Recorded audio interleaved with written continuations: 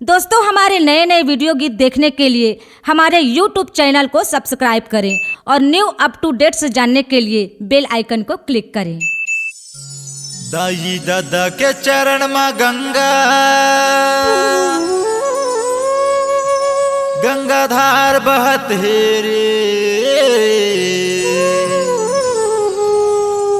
अरिहत रे पापी चोला तीरथ धाम घूमत हो ना।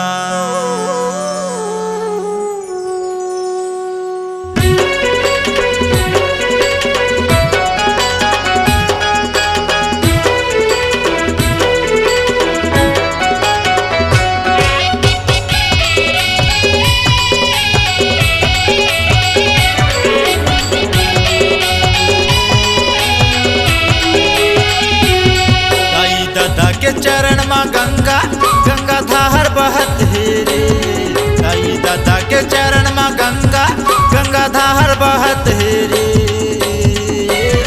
अरिहत रे पापी चोला तीरथ धाम घूमत हो ना, अरिहत रे पापी चोला तीरथ धाम घूमत हो ना। दाई दादा के चरण में गंगा गंगाधार बहत है रे, दाई दादा के चरण में गंगा गंगाधार बहत है रे, अरिहत रे पापी चोला तीरथ धाम घूमत हो ना, अरिहत रे पापी चोला तीरथ धाम घूमत हो ना।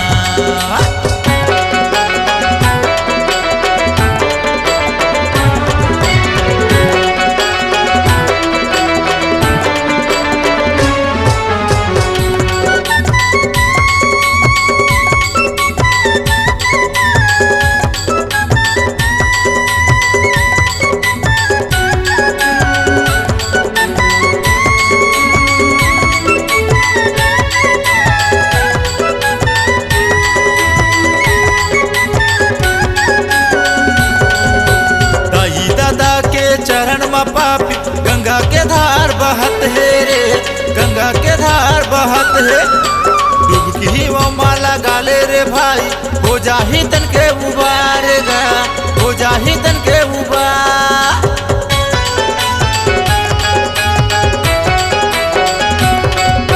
दाई दादा के चरण में पापी गंगा के धार बहत है रे, गंगा के धार बहत है, डुबकी वो माला गाले रे भाई, हो जाही तन के उबारेगा, हो जाही तन के उबार। दाई दादा के कर लो सेवा जग में नाम कमा लोगा, दाई दादा के कर लो सेवा जग में नाम कमा लोगा, अरिहत रे पापी चोला तीरथ धाम घूमत हो ना, अरिहत रे पापी चोला तीरथ धाम घूमत हो ना।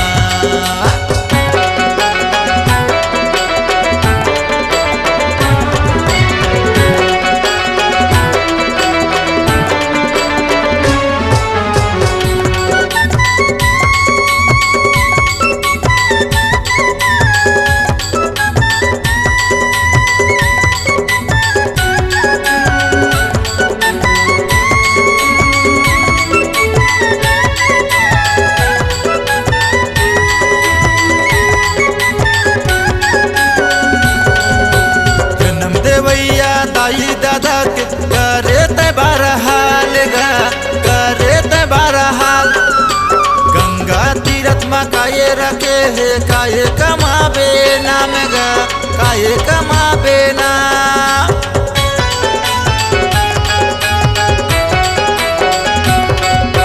जन्म देवैया दाई दादा के करे ते बरहाल गा, करे ते बरहाल, तीरथ में काये रखे है, काये कमाबे नाम गा, काये कमाबे नाम। दाई दादा के कर लो सेवा जग में नाम कमा लोगा, दाई दादा के कर लो सेवा जग में नाम कमा लोगा,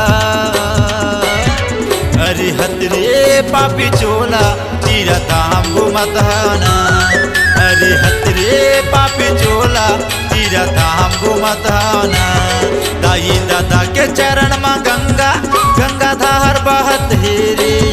दाई दादा के चरण में गंगाधार बहत हे रे। अरे हत रे पापी चोला तीरथ हम घूमत ना। अरे हत रे पापी चोला तीरथ हम घूमत ना। अरे हत रे पापी चोला तीरथ हम घूमत ना। अरे हत रे पापी चोला तीरथ हम घूमत ना। C-Log Digital Recording Studio, Cordoba. Contact number 99071192115.